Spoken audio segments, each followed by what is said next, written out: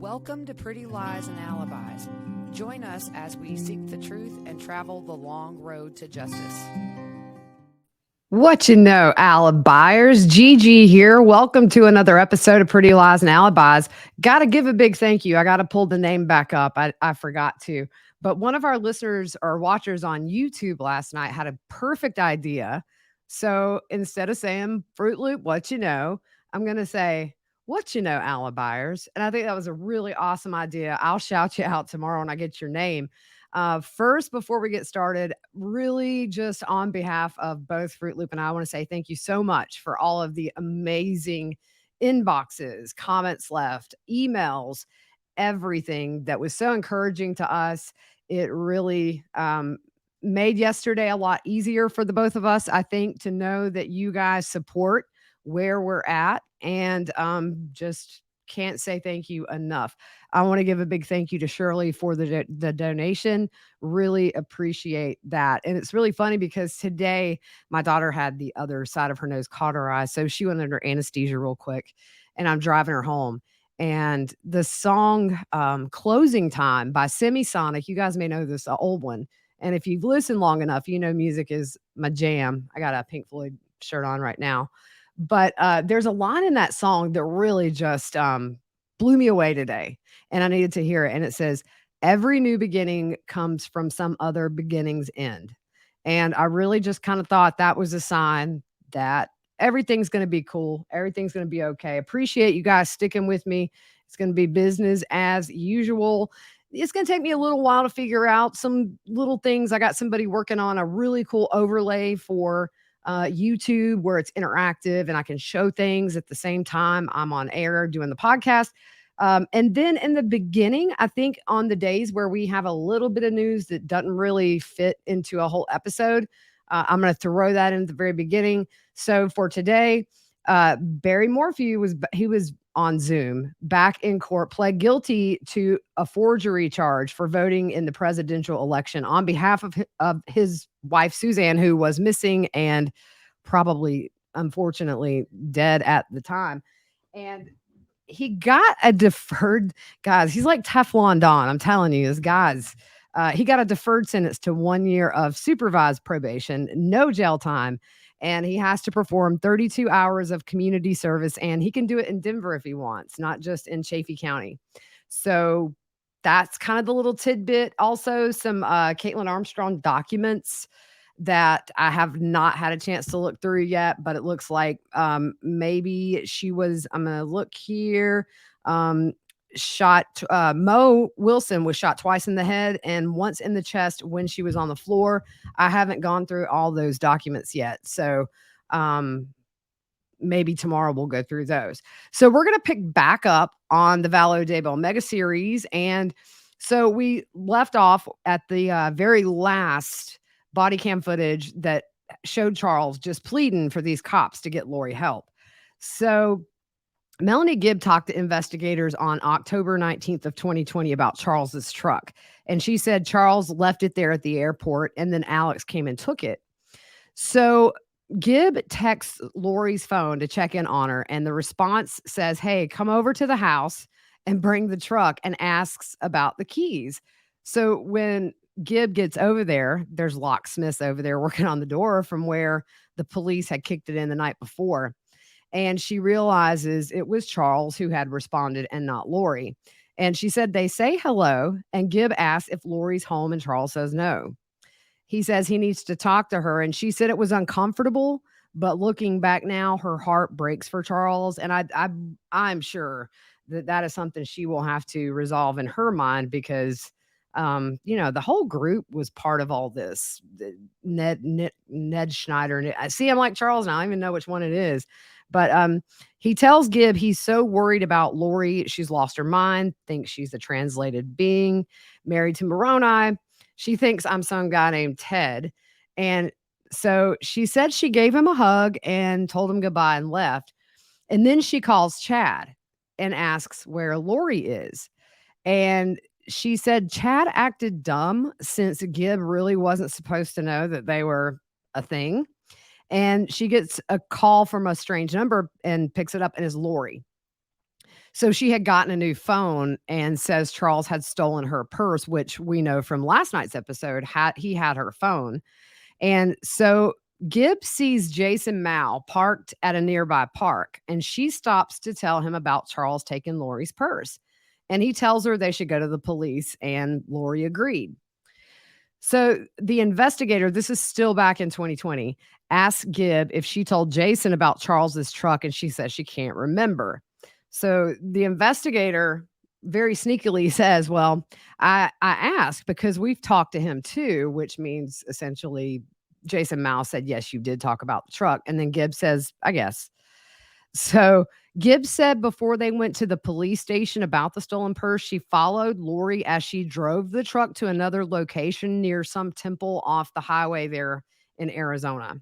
And so Charles calls 911 twice while Lori is in the middle of filing the complaint about him taking her purse. Remember, she has this order for a 72-hour involuntary commitment at Community Bridges for a psychiatric evaluation.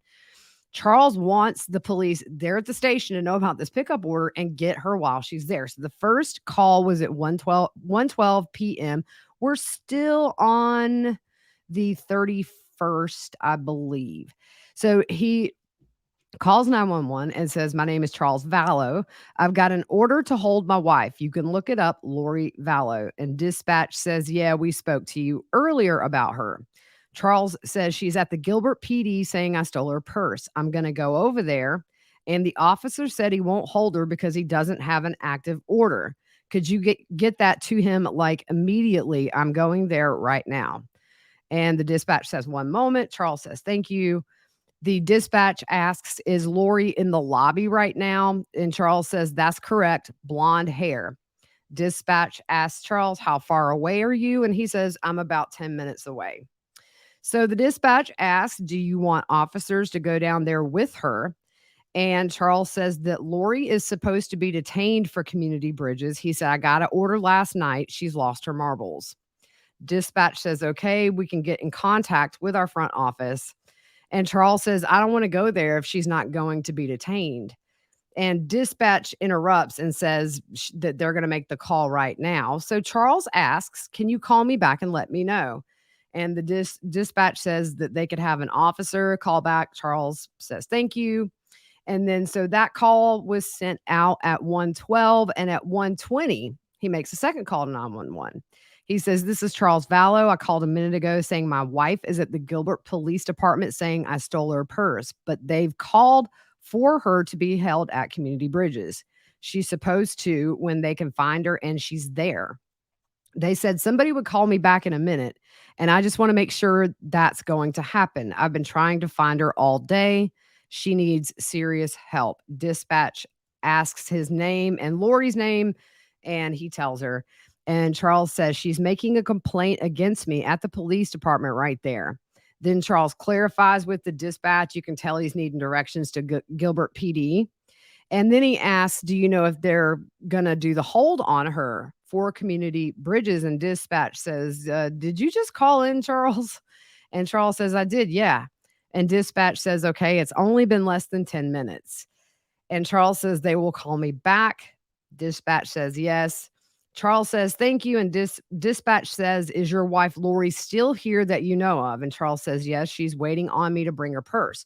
So dispatch says, yeah, they're going to get an officer assigned here as soon as they can, and an officer will be contacting you. And Charles says, okay.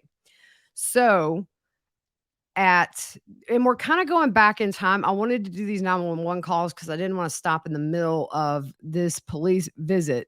So actually, Lori, Tylee, and Gibb go to the Gilbert PD at 12:36 p.m.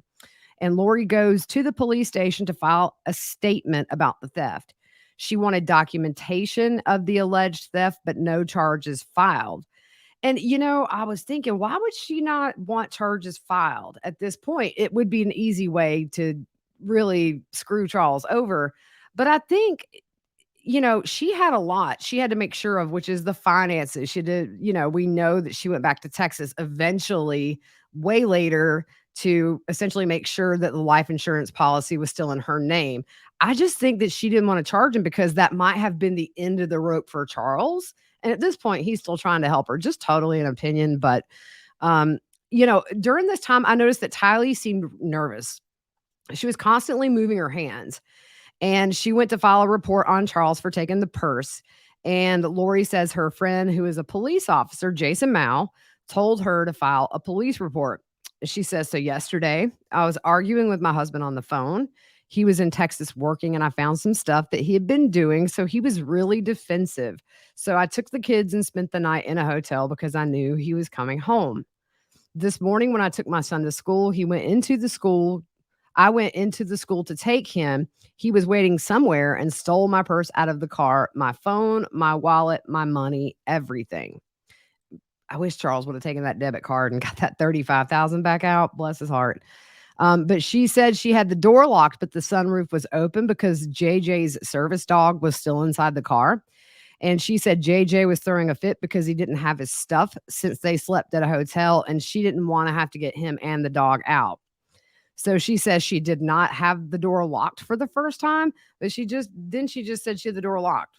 But anyways, and she says she didn't have the door locked for the first time ever, and she says she doesn't remember if the door was locked or if he reached through the sunroof and got it out. Then he started texting all my family and friends impersonating me and got my friend lured over to the house to meet, where he had kicked in the door to get in the house, which I'm glad we weren't there. And Melanie Gibb says when she got there, she was like, Lori? And she said he texted my phone. Lori said he texted her pretending to be Gibb to get her at the house. So Gibb said that Charles asked if she could come in the house. And she said she told Charles, you've been using Lori's phone to connect with me. And Charles apologizes and says, I've deceived you. And Melanie said, yes, you did. She said there were other people there, someone in a white Suburban, and she assumed it was Lori, but she didn't see Lori's car there.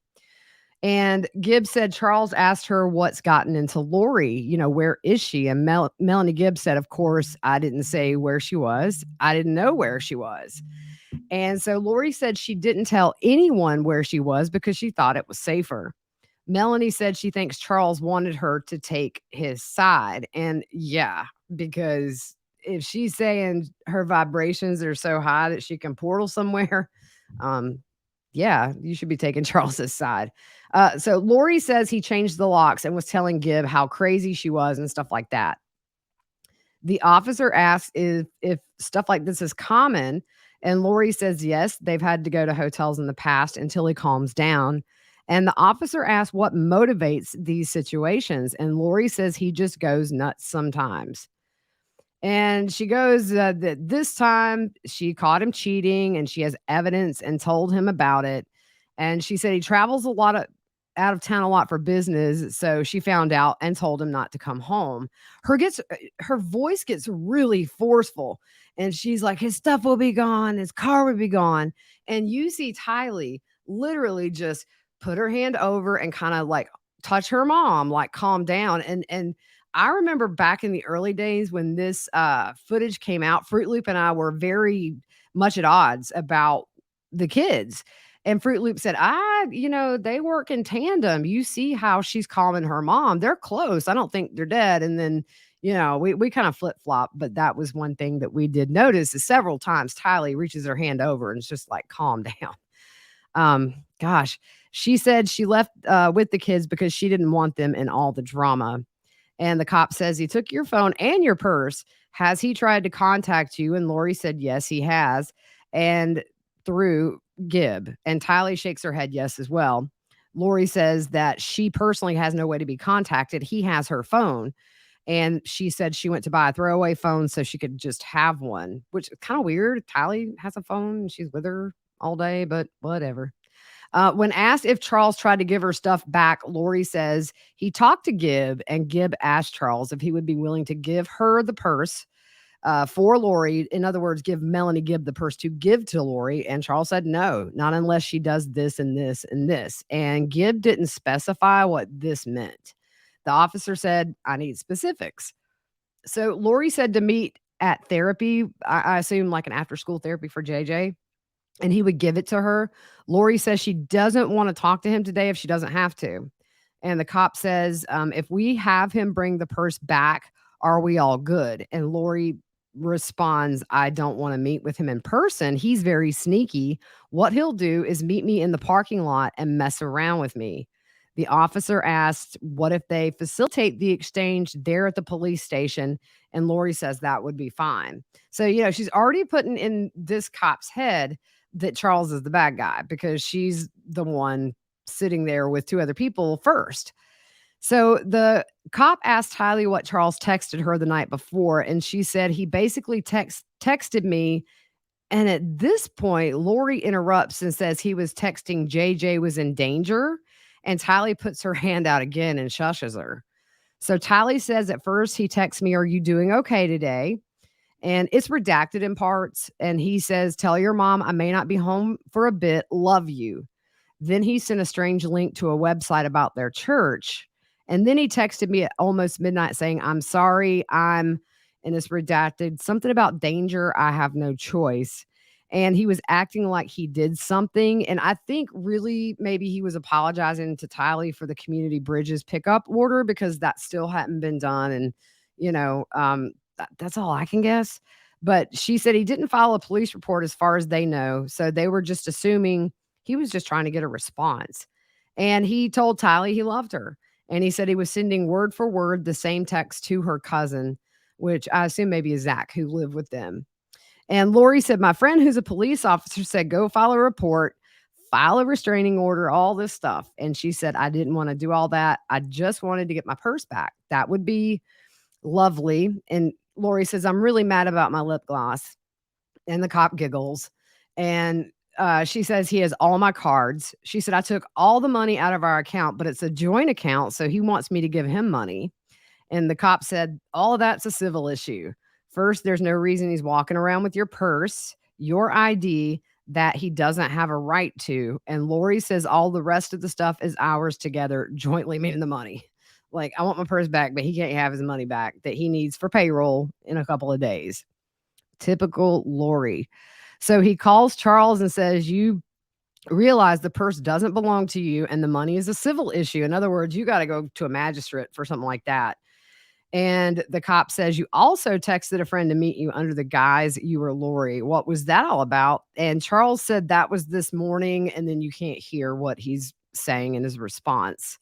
So they've read the report from last night about him being locked out of the house. And Charles mentions the community bridges pickup order. And the cop says he does not have the order in front of him and therefore he cannot enforce it and take her. The sergeant would have to call to verify the order is good and then they get dispatched.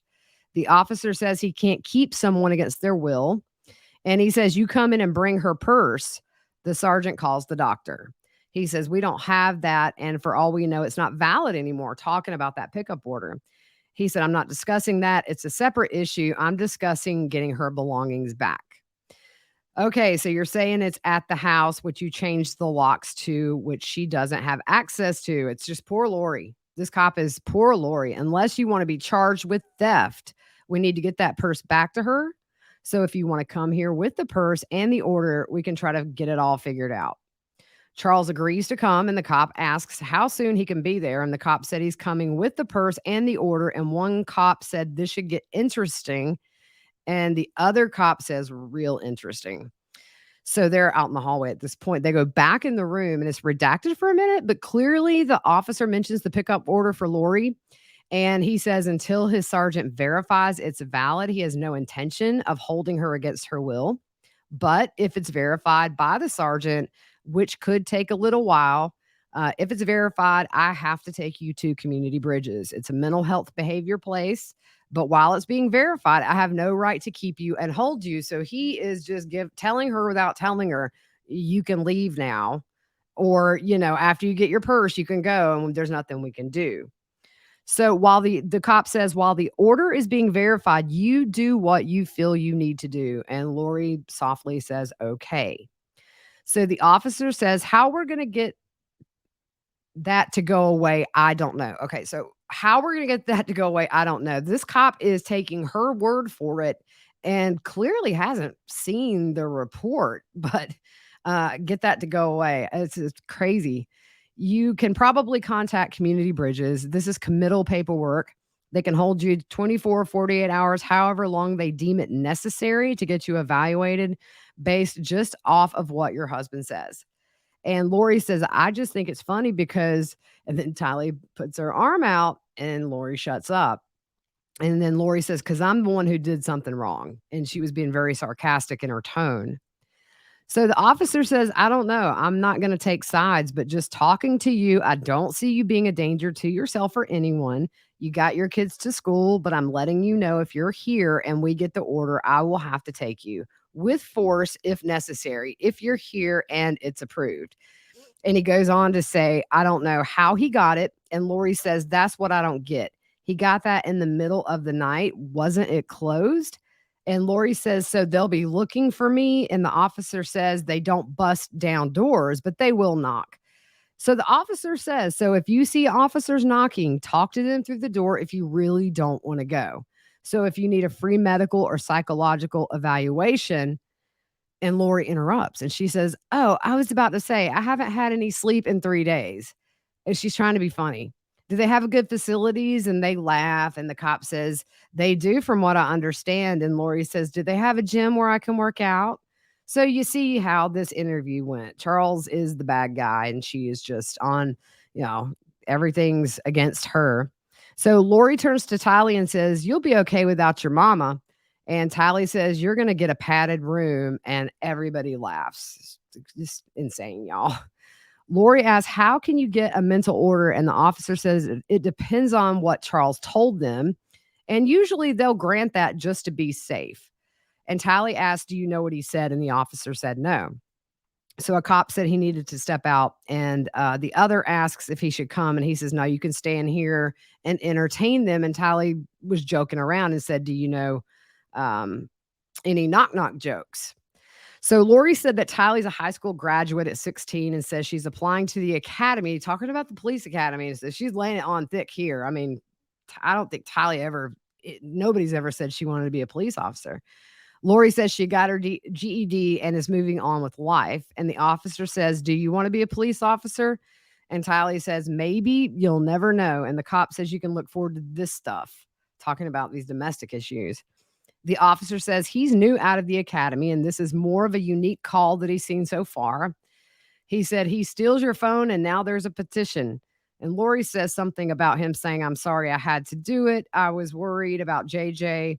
And Lori said it was 6 hours and JJ was at school. And Tylee said Charles had been out of town. So they're trying to say they don't understand why Charles would say JJ's in danger. And Melanie said she was leaving the house after Charles conned her to come over. And says, I see our good friend, a police officer, Jason Mao, just pulled over beside me. And I thought to myself, I tell him what's going on. And he says, go to the police right now. Lori said she was going to come herself after he took the purse, but he's obviously lurking around here. And she said, that's creepy by itself. And Tylee said, your keys are normally in your purse, but Lori said she carried them in her hand. And again says JJ was throwing a fit on the ground, so it was a rough morning. The cop asks whose white car Charles was driving, and Gibb and Lori both say he doesn't have any friends. Lori said he changed the locks on her, and she also is on the lease. And she said he's trying to lock me out because and she says, whatever. Gibb says she's so glad those other guys were there just so she wasn't alone with Charles. And Lori said, you were just trying to be a good friend to me. And she says he has access to all her contacts, and she's calling and telling all her friends how crazy she is. And I think she's probably super worried if she's got Chad in that phone that Charles is going to see it, or maybe see some of these stupid emails of people being possessed and dark and light and all that hogwash. So the cop asks if this is a recent thing, and Tylee said it's been 24 hours. Lori said not to this extreme, but he has been a ballistic enough to where they've had to leave, and she didn't want him to hurt one of the kids or something, which goes against everything we've ever heard about Charles Vallow, the Disneyland dad. So Tylee says 3 to 4 times she can remember as far as Charles going ballistic. And look, you live a lot of years with somebody, you're going to have a few blow-ups. That's human. A phone rings and the cops ask if it's Tylee's, and Lori said it's actually her mom's old broken phone. Lori says they're going to have to add Jason and Thor and all their friends into the contact list. So the cop asked Tylee names and mentions the different last name. And Tylee said Charles is her stepdad. And Lori says since she was 3. So the cop saw Tylee Ryan, Lori Vallow daughter. So they were just making that clear. And the cop says it takes a while to verify the order. And Lori asks if Charles is there and if there's a separate exit they can use to not see him. And the cop says that they would facilitate that. So Tylee asks about her mom potentially being gone to Community Bridges, if Charles can pick JJ up from school, or if she can and take him back to the hotel. And the cop says that Tylee can, whatever they work out amongst themselves. And the cop asks if she's worried about going back to the house. And she says now, since he's changed all the locks. And the cop says, so all this stems from him cheating and you finding out about it. And Lori shakes her head yes, and asked if she had proof. And she said yes. Now, Gibb told investigators in October of 2021 about this visit. Lori told her she knew how to handle the police. And Gibb said when the officer asked if Lori had proof of Charles having an affair, since she was telling the officer that this was the base of the whole issue, Lori said yes. Gibb later asked Lori if she really had proof. Lori said no. Liar. Liabilities. When asked why she lied about that, Gibb said to her she thought he was Ned Schneider, but nobody would believe her. So she painted a picture of him to police to make him look bad. And the cop asked Tylee plans since she got her GED. She says she may start community college and eventually transfer to a university. And Lori says she's working right now. And Tylee says yes. And they redact out where she says she works. And the cop says, as long as you're good talking to people, that's part of the job. So the cop asks about Jason, Mao, and Gibb tells the story of him getting hurt with his hamstring being pulled off the bone. And that's why he had to stop being a cop. And it took him 3 years to walk again, but the police say it was a pre-existing condition. And it took him 2 years, or they say he has a business to help fellow injured police officers. So the officer leaves and calls the bishop. Remember, Charles was on the phone with the bishop, had him tied into that call with Lori, and he heard some things. He was there at the house when the cops kicked down the door with Charles. And the cop says he's listed as a witness of an involuntary commitment, and he wanted to know what happens. And he said it's a tough situation, but Lori had been getting into some religious stuff that bothered him, and their relationship had been a bit odd for a few months. And it all came to a head when Charles went out of town. So Charles had him listen to that conversation with Lori that was kind of strange, but nothing threatening or terrorist of any kind. She did say she would get rid of his stuff. And when he came back, she canceled his flight and his truck was gone. The house was locked up. He said third parties have told him she's okay. The kids are okay. They're staying at a hotel. And the bishop says he hasn't talked to Charles in just a bit. We're almost done with this, guys. She didn't threaten him or the kids. She did say, I will destroy you. And it didn't come across as a direct threat to the bishop, Charles, or the kids, or to Lori. And you remember the other police officer said it was subjective, what she said. And the bishop said she seemed coherent, but her statements were irrational. And she was accusing him of something, but wouldn't say what it was. And she indicated he was not Charles. The bishop said what concerned me was he said, I just want the kids. And she said, I'll give them to you. She sounded lucid as she was speaking. So the last bit, the investigator said in his time with her, Lori was in a normal state of mind, but slightly upset she didn't have her property, especially that lip gloss. And she showed no signs of mental distress and was in a good mood. They verified the petition and encouraged her to talk to the employees at Community Bridges and offered a ride for her to go there. They discussed with Lori the petition, and Lori was still confused how Charles could make stuff up and get her involuntarily committed. The officer told her the petition did exist and encouraged her to take care of it. And if she didn't, he would have to take her without her consent. So Lori said, I'll go on my own. And Tylee promised she would make sure that Lori did. And the officer said after this conversation, he did not feel the need to take her there. So that sums up that meeting, which is on the YouTube page, on the Pretty Lies YouTube page. You may have to go back a bit, but we do have that full interview there for you to watch yourself. And appreciate you guys so much. I'll be back tomorrow. There's some some other news that I may jump into. We may continue this. Just depends on how much I can fit into one episode for these smaller little news bits like we talked at the beginning of the episode. But again, guys, thank you so much for your understanding, your support, and stick with us. We're just getting started on this series. We've got some good trials coming up. So really appreciate all you guys. Thanks.